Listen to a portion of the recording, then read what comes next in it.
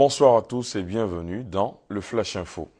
Une réunion du Conseil national de sécurité, CNS, présidée par le chef de l'État, s'est tenue ce matin au palais présidentiel.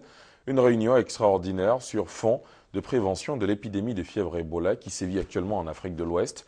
Aucune information pour l'heure n'a filtré de la rencontre. Un communiqué du CNS est attendu dans les prochaines heures. À ce jour, l'épidémie de fièvre Ebola a déjà fait plus de 1400 morts. La Côte d'Ivoire n'enregistre jusque-là aucun cas.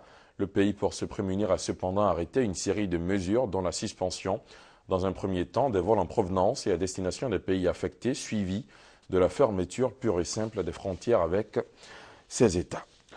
La Banque africaine de développement BAD apporte son soutien à la lutte contre l'épidémie de fièvre Ebola. Un don de 60 millions de dollars américains, environ 30 milliards de francs CFA.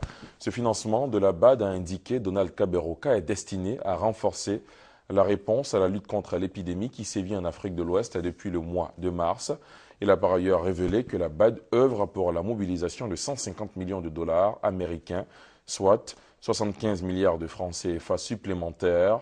Le président du groupe de la Banque africaine de développement BAD, Donald Kaberuka, et le directeur régional de l'Organisation mondiale de la santé OMS pour l'Afrique, Dr Louis Sambo, ont procédé à la signature de ce don hier à l'immeuble CCA, siège de la BAD. Après les enquêtes, auditions et écoutes initiées par la Commission Dialogue, Vérité et Réconciliation CDVR, place maintenant aux audiences publiques des rencontres devant, confrontés, bourreaux et victimes des crises que le pays a connues. Ces audiences publiques vont débuter lundi prochain à Abidjan, annonce faite aujourd'hui par le président de la Commission Dialogue, Vérité et Réconciliation CDVR.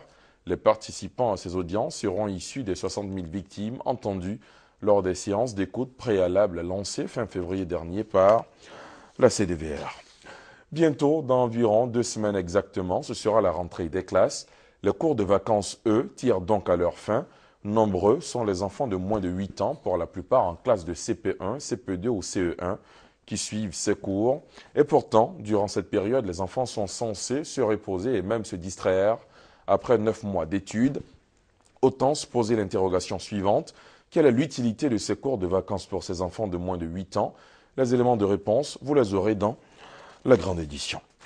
Pour lutter contre Boko Haram, le Cameroun a décidé de mettre en service un nouveau dispositif militaire, une réorganisation du dispositif sécuritaire décidé par le président camerounais Paul Biya, en vue notamment de contrer les assauts répétés de la secte nigériane Boko Haram depuis l'enlèvement suivi de leur libération en 2013 de la famille Moulin-Fournier d'origine française, le père Van den Butch, de nationalité française également. Boko Haram multiplie ses attaques dans ces régions du Cameroun, frontalières du Nigeria, où trouvent refuge des milliers de ressortissants de ce pays fuyant les exactions du groupe armé. En France, 8 changements à noter dans le nouveau gouvernement, présenté hier par Jean-Pierre Jouyet, le secrétaire général de l'Élysée, un remaniement qui confirme la nouvelle ligne sociale libérale du gouvernement français. Reportage. Premier conseil des ministres ce matin pour le deuxième gouvernement Valls. Un gouvernement de clarification qui écarte les frondeurs de l'aile gauche du Parti socialiste. Promu, Najat Vallaud-Belkacem succède à Benoît Hamon au ministère de l'Éducation nationale. Fleur Pellerin remplace Aurélie Filippetti au ministère de la Culture. La surprise est venue d'Emmanuel Macron. Cet ancien banquier d'affaires prend le ministère de l'Économie après la sortie du turbulent Arnaud Montebourg. Emmanuel Macron incarne la nouvelle ligne sociale-libérale du gouvernement. Une ligne qui devrait rassurer Bruxelles et les chefs d'entreprise. Emmanuel Macron, comme tout le gouvernement, est conscient des réalités économiques dans lesquelles vit la France. Les Français sont conscients que le monde a changé, que la mondialisation économique impose une révision des schémas que l'on pouvait avoir dans les années 70, 80 ou même 2000. Nous sommes en 2014. Il faut que la France retrouve son rang dans la compétition économique. Après la cacophonie de ces dernières semaines, ce gouvernement affiche désormais une ligne claire et une priorité, celle de la compétitivité des entreprises. Pour Manuel Valls, la relance par la consommation en France aggraverait les déficits. Le Premier ministre prône en revanche une relance de l'investissement au niveau européen. Il y a un débat aujourd'hui en Europe. Pourquoi? Parce que la croissance est beaucoup trop faible. Elle est là, mais elle est beaucoup trop faible. Non seulement en France, mais en Italie, ce pays est en récession. En Allemagne, où les derniers chiffres montrent qu'il y a eu un ralentissement de la croissance. Mais cela ne veut pas dire pour autant, David Pujadas, que nous devons nous exonérer de nos propres responsabilités. La France, depuis 40 ans, vit au-dessus de nos moyens, avec une dette et des déficits beaucoup trop élevés. En quelques mois, François Hollande a perdu le soutien des députés écologistes et de la gauche du PS.